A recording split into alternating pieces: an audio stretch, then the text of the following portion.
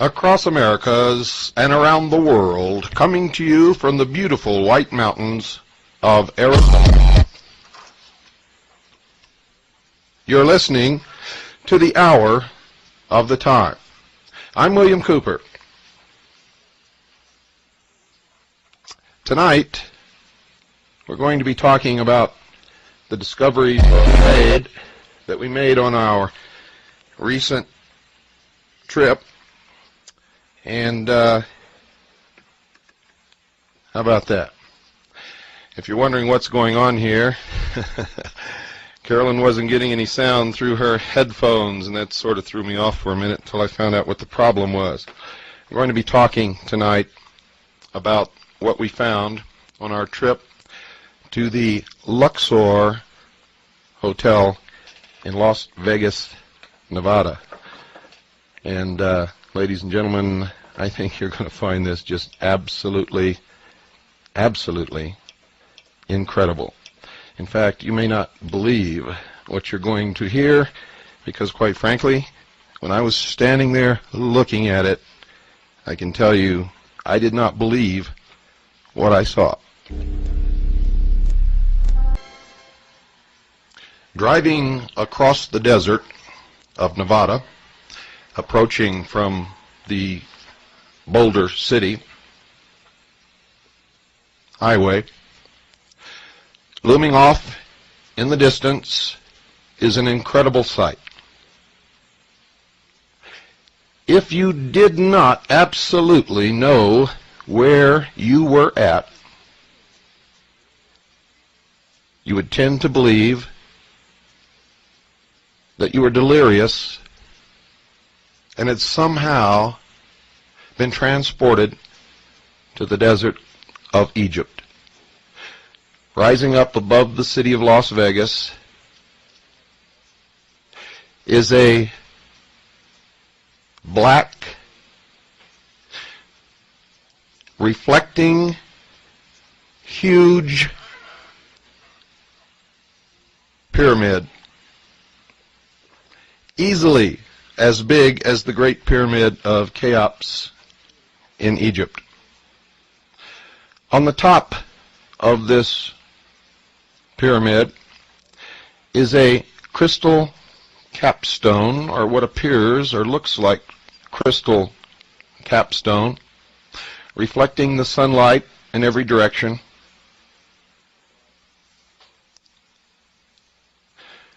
If you've ever looked at a polished piece of black obsidian volcanic glass, that might give you some idea of what the surface of this pyramid looks like. As you travel closer along the highway, you begin to see looming up in front of the pyramid an exact replica of the Sphinx. And in front of the Sphinx, towering approximately 150 feet in the air, the phallus of Osiris, an obelisk. For those of you who have not followed our series on the mysteries, and if you don't know what an obelisk is, I'm sure you're acquainted with the Washington Monument.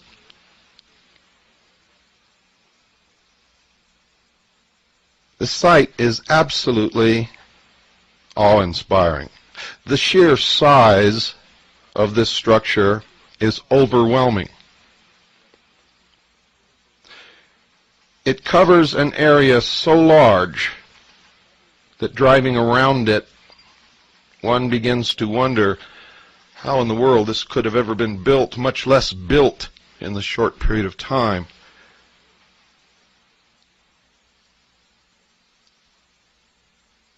That it was, in fact, assembled. During the time that the Luxor Hotel was under construction, a huge fence surrounded the area. They had armed guards on patrol.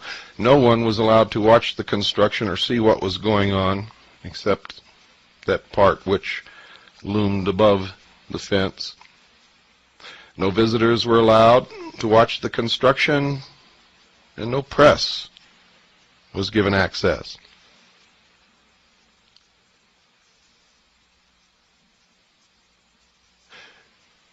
When we first drove to the Luxor, went around this huge, tremendous complex upon which this hotel sits, and then finally went across the street, parked the car, put our press passes on the front of our garments, got out with our video cameras. I looked directly across the street and was confronted with the head of Tutankhamun, who then promptly winked at me. Everything about this ninth wonder of the world, for it truly is, I can assure you, leaves one with a sense of awe, a sense of disbelief, overwhelming beauty. It is, in fact, beautiful beyond description. What I'm trying to do here is convey to you what I saw, and there are not words enough to do it. Now, if you've listened to our series on Mystery Babylon, you know that the Egyptian pyramids were never tombs. They were not burial places or crypts for the bodies of kings or queens or anyone else. They were temples, great temples of the mystery religion,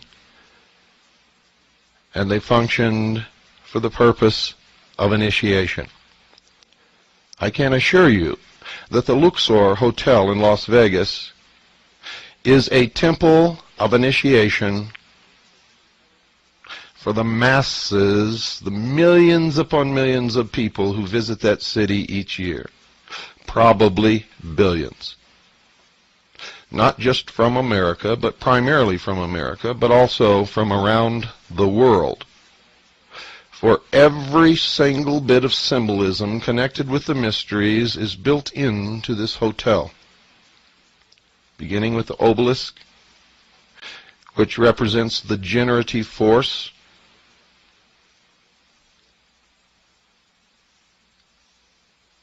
the Sphinx, which is to remind mankind that he is, after all, only an animal, you can think, and therefore is always engaged in this constant battle between the animal and the intellect. And then the great temple of initiation, the pyramid, this one with capstone intact, crystalline in nature, representing, as the sun reflects and glints off of every faceted side of it, representing the all-seeing eye.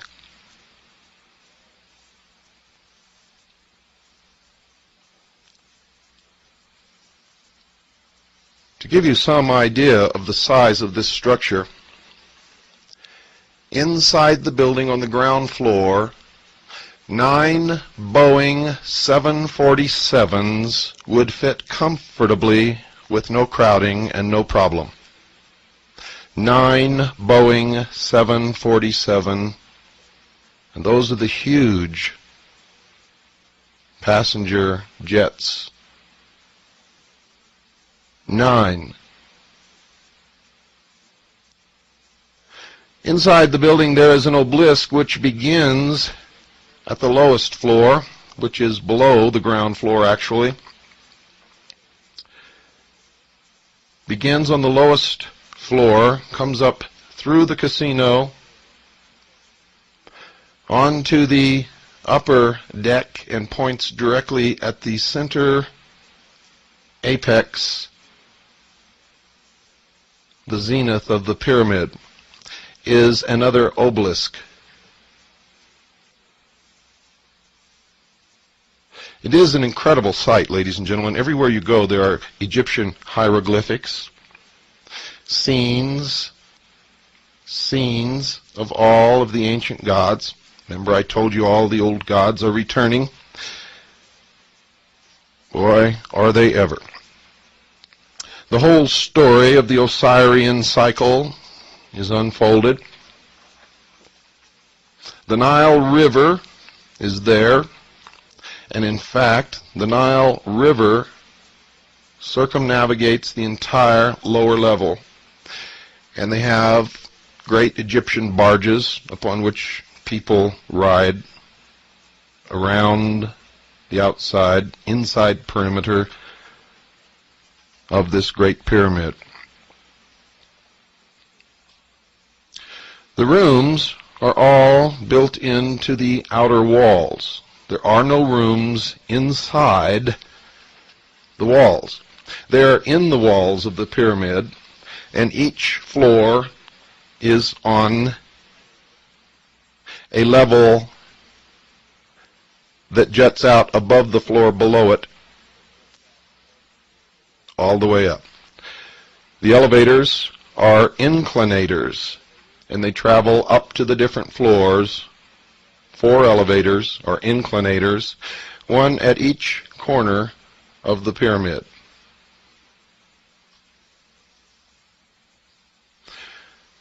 The space inside this building is awesome. It's overwhelming. As you travel up the escalator and walk down the steps into what appears to be a city within a pyramid, in the midst of which is this huge obelisk pointing toward the apex above. Lasers of different colors flash and cross the air in front and around and over you everywhere you go.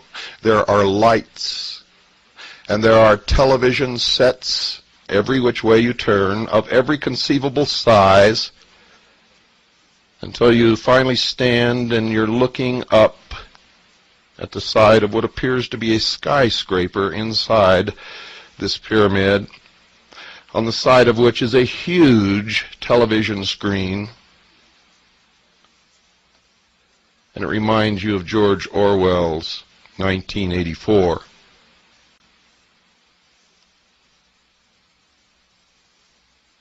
That immediately comes to mind.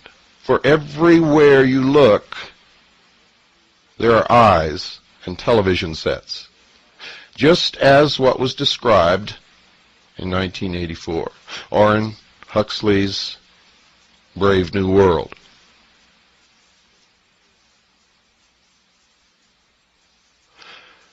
There is no doubt whatsoever that the people who built this resort hotel were not only well versed in the mysteries, but are experts in the mysteries. They understood everything. There is a 3-chapter episode consisting of 3 different rides or experiences, whatever you want to call it, called The Search for the Obelisk. And everywhere there are screens giving you little previews of these 3 different episodes or chapters. And you need 3 different places to go to experience this over a period of time.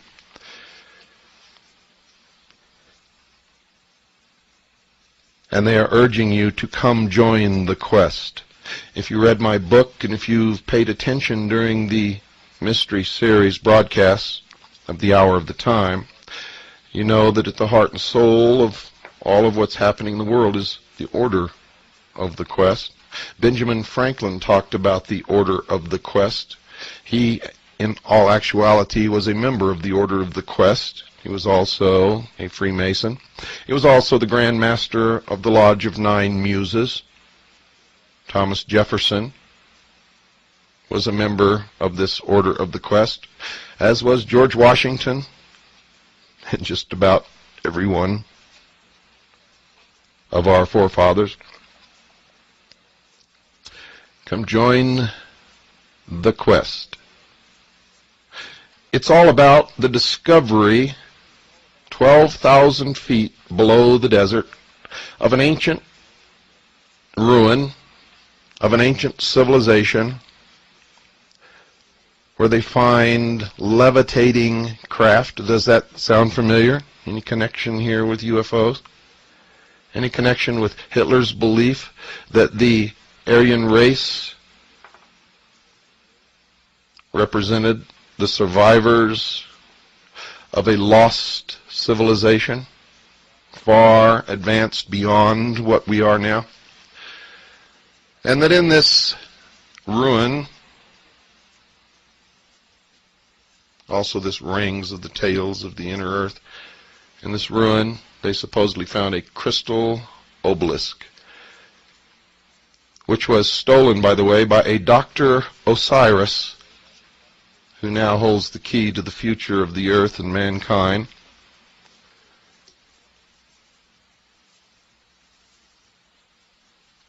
And everywhere you look are these plaques or emblems of the enlightened society for global transformation. The enlightened society for global transformation. You can stop and get a burger and a Coke or a beer or whatever you want, in fact, at the Millennium Cafe.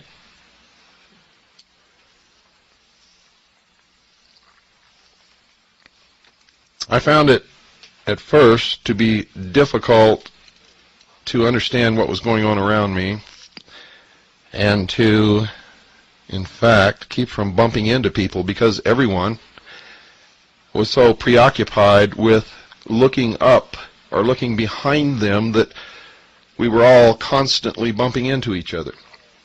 Men, women, children, didn't matter. Temples, emblems of the snake were everywhere.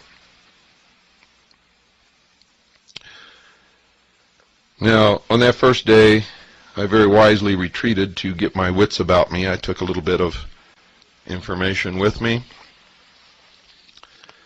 Did not do any filming, except from across the street. We filmed the whole outside of the hotel, nothing inside at that point, because, to tell you the truth, we were a little overwhelmed and didn't quite know where to start.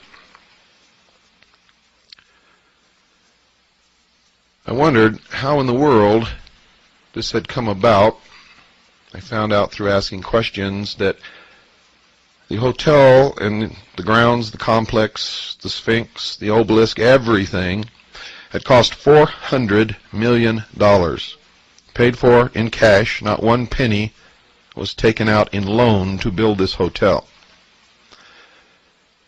Now, if you ever had dreams of going to Las Vegas to win your fortune, I would suggest you take those dreams, put them in an iron box, lock them up, and throw them in the deepest river that you can find.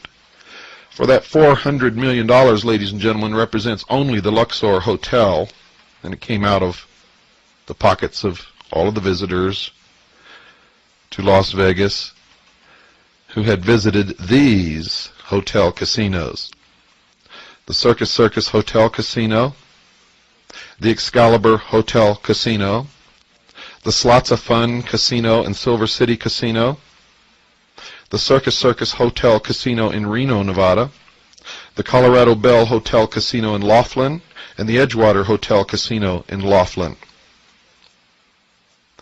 For it is the group that owns this conglomerate of hotels that built the Luxor. And it became no surprise to me to find out that it was Circus, which had also built the Excalibur Hotel. Now, if you listen to our series on the mysteries, you know that the Roman circus was built to take the attention of the people away from the emperor, to give them the games to quench their thirst for blood and excitement, so that when they went home at night they were exhausted and didn't feel like rebelling. And it served the emperor well for hundreds of years. So they built the Circus Hotel in Las Vegas. And then they built the Slots of Fun Casino, the Circus Hotel Casino in Reno, the Colorado Bell Hotel Casino in Laughlin, the Edgewater Hotel Casino in Laughlin, and then they went back to their theme and built the Excalibur Hotel in Las Vegas, which has to do all about the legend of King Arthur and the search for the Holy Grail. Another quest. The Holy Grail and the mysteries has nothing to do with the cup that Jesus drank out of at the Last Supper. The Holy Grail and the mysteries, in fact, represents the bloodline of the house of David.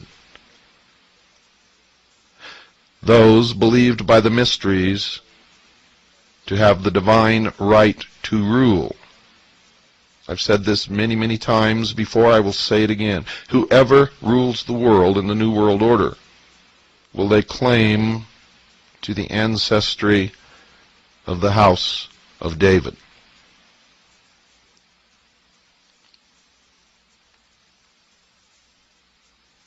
And then the Luxor, the ultimate temple of initiation that has ever been built throughout history. The shows that you go to in this hotel are beyond description, and you'll have to wait until you can get a chance to visit the Luxor, and I advise you all to do it. You will see verification in front of you everywhere you turn of everything that I've ever told you on this broadcast about the mystery religion of Babylon. It's all there. Nothing has been left out. As you go from show to show, you are indoctrinated slowly into the mysteries. You are told that if mankind does not change now, that the future will be bleak, if not non-existent, for mankind upon this earth. Everywhere you hear the phrase repeated, now is the time, now is the time, now is the time.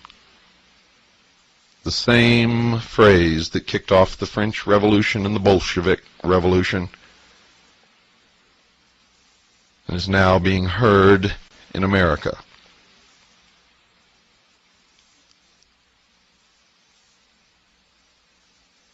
In the great quest, this search for the crystal obelisk in these shows is really symbolically the search for God, for the obelisk represents the generative force, the force of creation.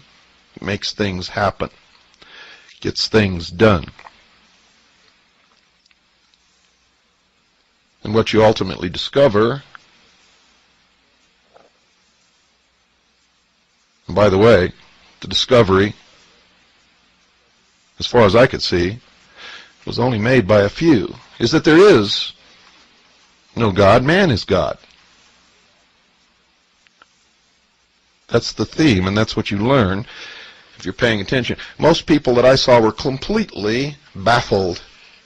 They had no idea what they were going through and couldn't even figure out the story. And that was amazing. It's amazing, it's entertaining, and it's very, very sad to watch sheeple trying to deal with this great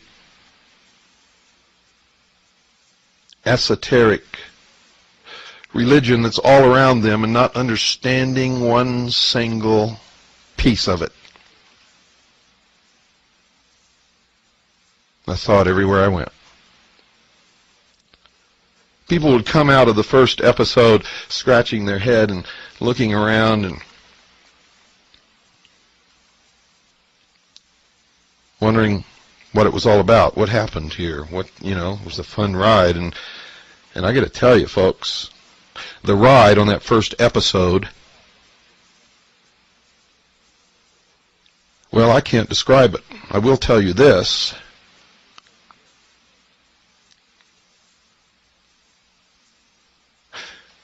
You've never been on a ride like it in your life. I can guarantee you that. It is virtual reality. By the way, they have a virtual land there where you can pilot an F-14 Tomcat if you want. And I mean, when it goes up, you go up. If you do a flip, if it does a flip, you do a flip. And you're in that cockpit. And you take off, and you land, or you crash, or you go straight up until you stall and fall back down to the earth. This is an incredible place. Now, when I did the episode explaining the meaning of the movie 2001, and that's why I used that music again on this program to remind you all of that. When I explained to you the meaning of 2001, in that movie there was an obelisk, a monolith, a stone, black, remember? Smooth, shiny, everything was reflected in it.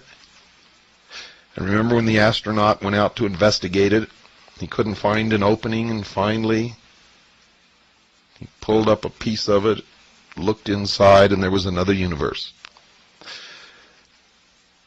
Well, I got news for you folks. That stone makes up, on the inside, a huge monolith.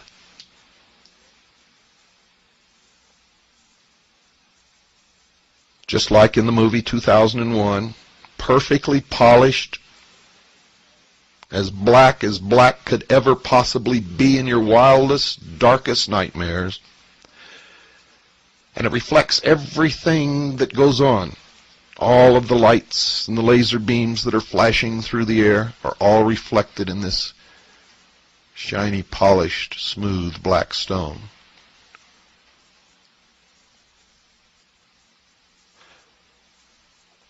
It resembles the stone in the meditation room of the United Nations.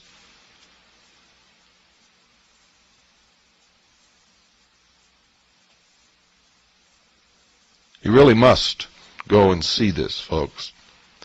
It is a necessity for your education.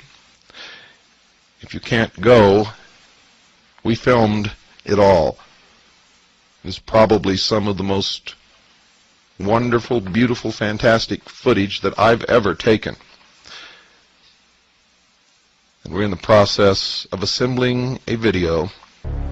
What you're hearing tonight, ladies and gentlemen, is the indoctrination of the masses, the sheeple, into the exoteric meaning, not the esoteric, mind you. Only those of us who have been studying that for many years really understand what we're looking at. But the public is being prepared for the New World religion. Make no mistake about that. I was on the phone with Craig Smith this morning, who called to find out how the trip was. And we discussed this at some length. And he was amazed, and I felt myself, and I don't feel this too often, folks, totally inadequate to explain to him what is happening there. And we all must prepare for what's coming, for what is coming. For many of us is not going to be good. Many people will embrace the New World Order and the New World religion. They will not have to think anymore. They will not have to be responsible. Of course, they will have no freedoms. But Daddy will take care of them. Their every need will be furnished as long as they do what they're told, when they're told, how they're told, and worship the God that they're told to worship. Those people will be happy, but many of us will not be happy under those circumstances, and we need to prepare ourselves for the hardships and the trauma that is coming. And as sure as I'm speaking to you tonight, it is coming. A visit to the Luxor Hotel will bring this home to you quickly, quicker than anything that I can think of. And when you see the Excalibur right next door, and down the street, the Circus, all built by the same people, and all right out of the control mechanism of the ancient mystery religions of Babylon. You need to prepare, folks. You know, people kept asking us to try to get some way where they could lay up a 1 or 2 year stock of food so that when things got tough, and if you don't believe that they will, Nintendo just moved its Seattle plant to Mexico.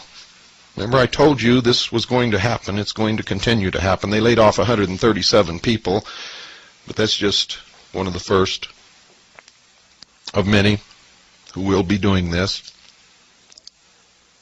We went out and contracted, negotiated, looked, finally found a food storage company that would give us a tremendous price break so that we could pass it on to you. We let you know about it. Many of you sent in requests for the information. We sent it to you. Not one person has taken advantage of it. So we're going to let it go. And you're going to have to pay retail for this stuff.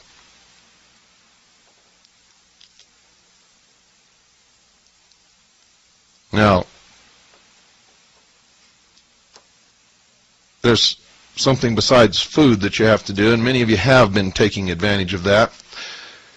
I don't know why this is, but more people in this country care more about their pocketbook than they do about the Constitution or the Bill of Rights that gave them the opportunity and the privilege, the right, not privilege, but right, to make the money and accumulate the assets, to have a pocketbook, to have a bank account, to have the things that they have. They're always most concerned about that. And to an extent, rightly so. The priorities must come in this manner, ladies and gentlemen. I said it in my book. Number one, I am dedicated to God. Number one, first and foremost, above anything and everything else. Number two, to the Constitution and Bill of Rights. And number three, to my family and loved ones. And people look at me and tell me I'm crazy. Well, I tell you, that's the only thing that makes sense. Without God, we have nothing. Without the Constitution and Bill of Rights, we will be slaves. And family and loved ones won't make much difference. So God must come first, Constitution and Bill of Rights must come second, and the family and loved ones must come third. You take care of God and the Constitution, and your family will be okay. But we haven't done that, so we're going to be experiencing some very, very bad times in the near future. So most of you need to now call Swiss America Trading and talk to them about how you can save at least some of what you have so that you can provide for yourself and your family during the upcoming economic traumas. Call 1-800-289-2646 and do that now. Don't do what you did with the food. We worked really hard to get a contract with a food storage provider, Ready Reserve Foods. We got steeper discounts than they've ever given anyone, and steeper than any other food storage company would give. And we passed that on to you, and nobody took advantage of it.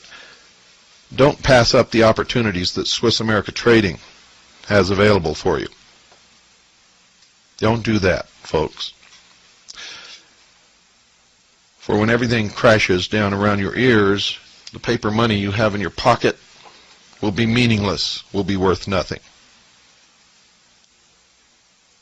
You will not be able to find anything that you can trade for a loaf of bread, unless it's your house, your car, if you still have one. You see, whatever you have is what it's going to cost you.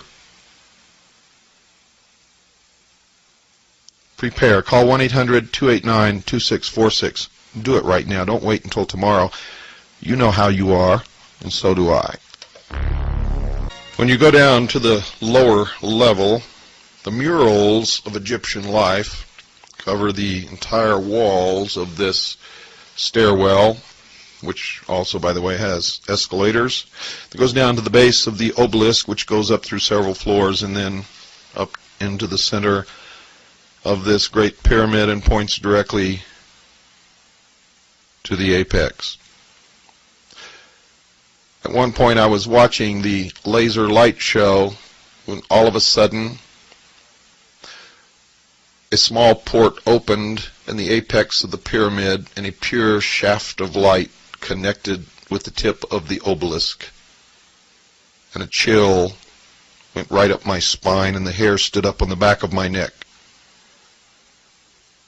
And I felt this terrible fear in my belly, knowing that these people are not playing games.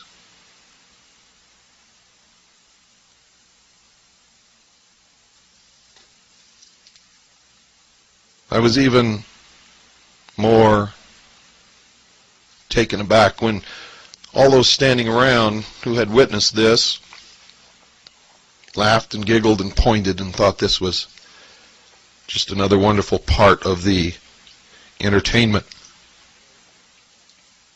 having no conception of what they were witnessing. Luxor, by the way, means the source of light.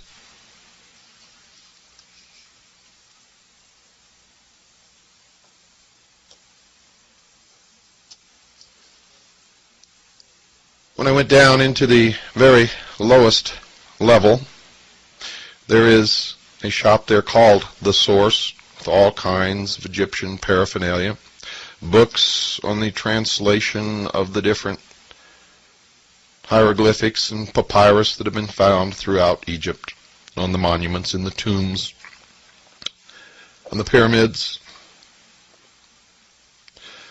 The translations of the different stelae, including the Metternich stele, which the stele group is named after.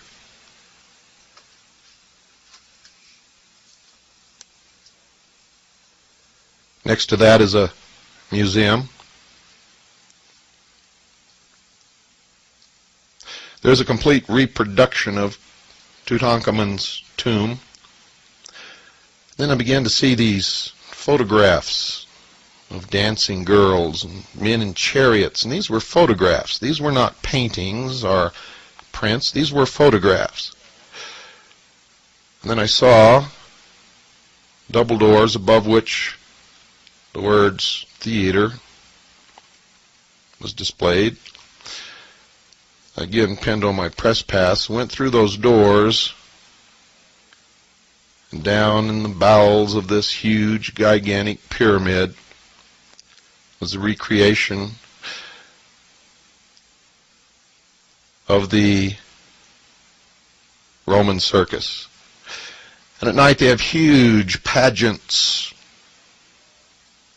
The one that's advertised is called the Winds of the Gods. The Winds of the Gods. And at one point, the wall of this huge, tremendous circus, in which you could place a football field, opens up, and they create the Nile River running through this auditorium.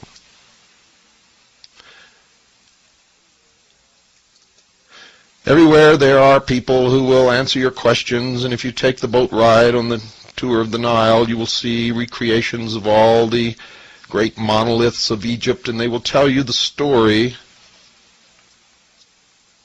of the Osirian cycle,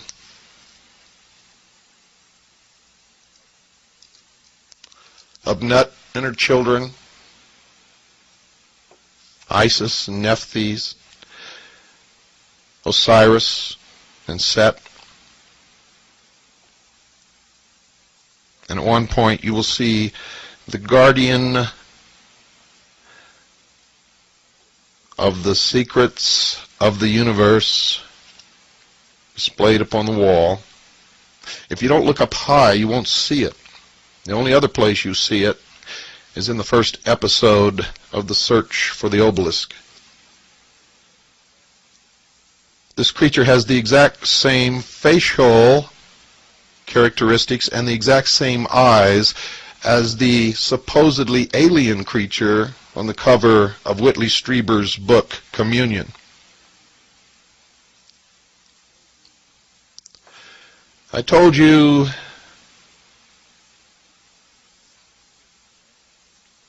actually years ago when I first began my lecture tours, and all during these radio broadcasts, that all of these things are tied together. They are linked, just as your toe is linked to your head. You may look at your toe and say, that's a toe, it has nothing to do with my head, until you try to cut it off, and then you will find very quickly that it has everything to do with your head. You cannot separate the UFO phenomenon or the stories about aliens visiting the earth from the New World Order or from the mystery religions or from Las Vegas any more than you can separate your toe from your head without understanding at that point that you made a big mistake. In the Luxor, you can see all of this come together. It comes together very well. You might want to go out and get the latest issue of Time magazine, the January 10th, 1994 issue of Time magazine. That's the January 10th, 1994 issue of Time magazine. On the cover, you will see what I'm talking about.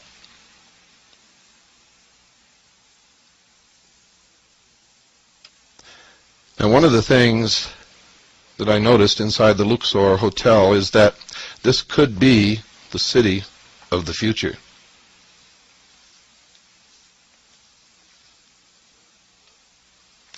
People could live, work, eat, sleep, be entertained, be born and die, all within that pyramid.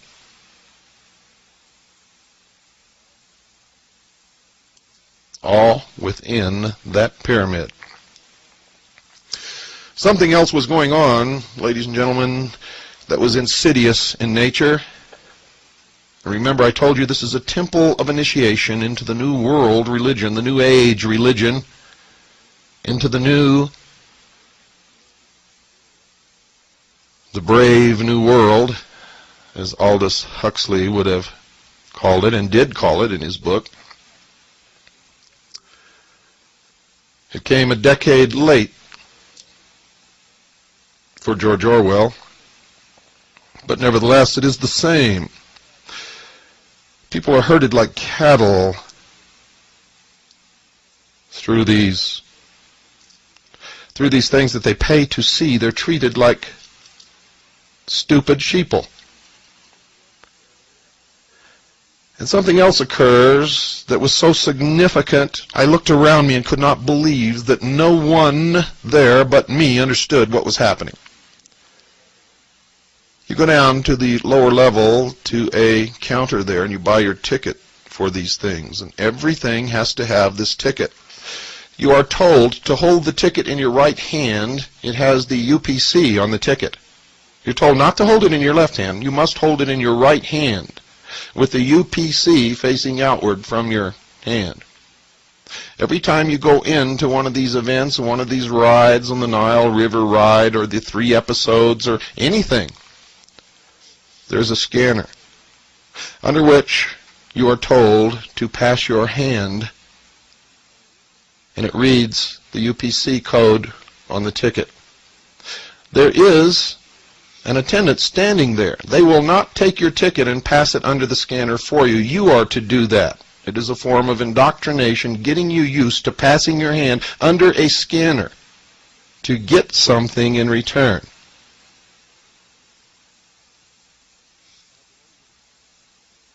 It is a Pavlovian conditioning.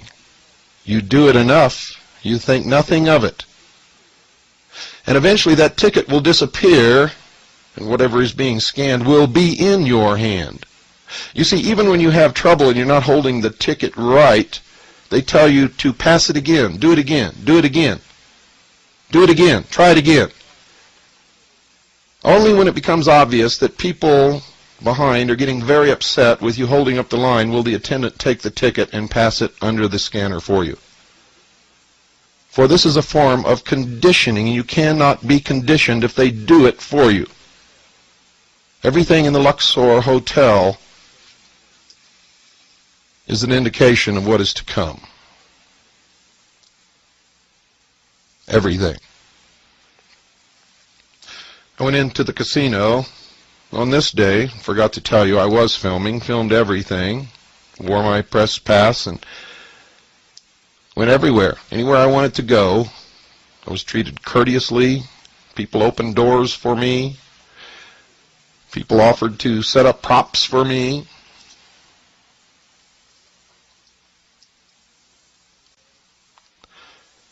In the casino, around the center where the obelisk goes up through the ceiling, there are all the reproductions of the beautiful golden mummy cases and the masks, the death masks. I turned around and saw two obelisks on each side of a small stairway and a jackal. And then the door in front, which looked like a tomb, was actually an elevator that goes up one floor into the ISIS restaurant.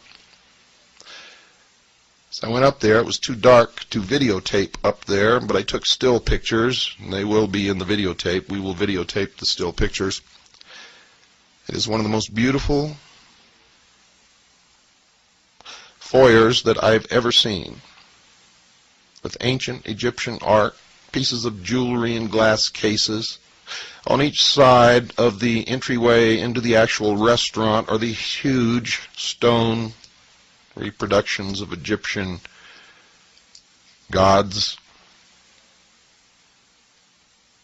There are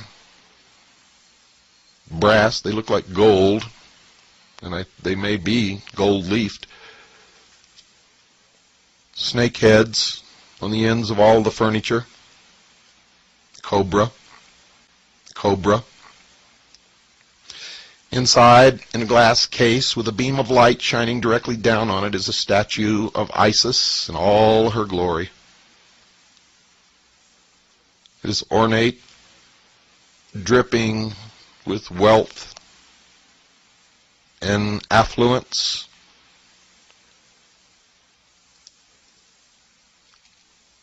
Everything, dear listeners, is designed to take you out of yourself and, surrounded by all of this symbolism, indoctrinate you into the New World Order. And you're so astounded and awed by the beauty of all of this that you fail to see the methods of control and the terrible religion and the God that you will be asked to bow to.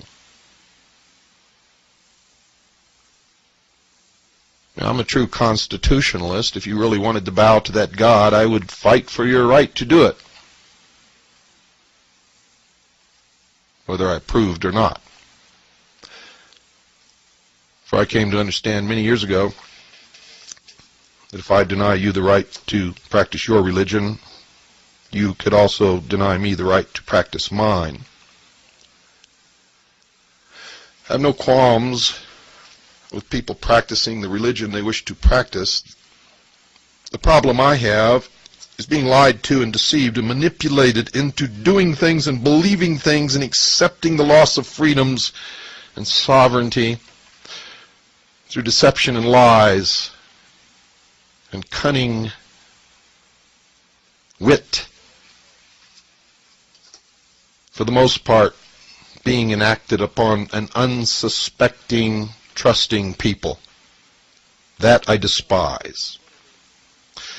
And I know that whatever new order or new world they create through these types of procedures will not be the utopia that they promise that it will be, will not be a wonderful world free from crime. No, ladies and gentlemen, it will just be another mountain of lies built upon the last mountain of lies. And someday, somewhere, someone is going to expose the original lie upon which all of this was built, and the whole structure will come tumbling down.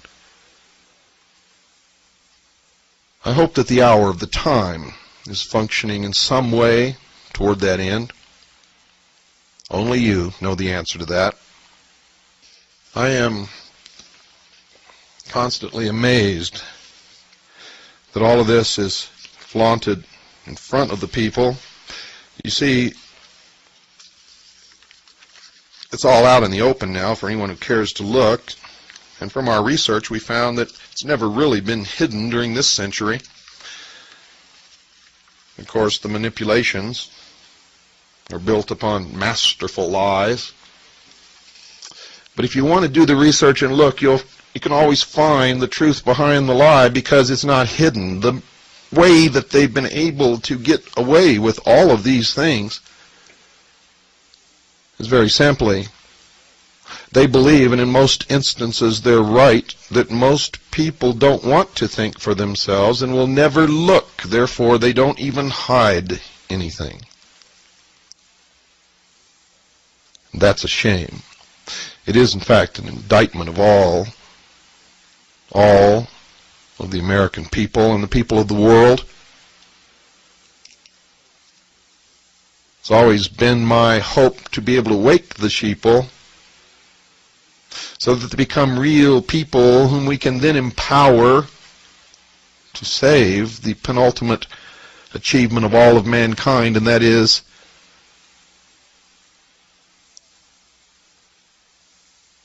the document that for the first time in the history of the world truly set man free. Gave him the greatest opportunity and created the greatest civilization, the greatest nation that's ever existed upon the face of this earth, and now everyone is willing to flush it down the toilet, literally, and step back into slavery. Why? At night, the Luxor lives up to its name and is truly the source of light. As darkness falls, and they turn on the mechanism at the apex of the pyramid, the brightest light I have ever seen in my life, or that anyone on this earth has ever seen besides the sun, shines up through the center of the crystalline capstone, and a pure white beam of light, a shaft of light, reaches up into space, and it is one of only two natural man-made structures that can be seen from space. One is the Great Wall of China, and the other is the Luxor light. On a clear night with a dust-free atmosphere, the light can be seen as far away as Los Angeles and Phoenix, Arizona. It is truly awe-inspiring. Photographs of it are awe-inspiring. Never mind being there in person, just looking at a photograph of it will take your breath away as you realize that the light is so strong that on a clear night in clear air with no dust and no smog and no smoke, you can still see the beam of light as if it's a column, a translucent column reaching far out into space. Good night, and God bless you all.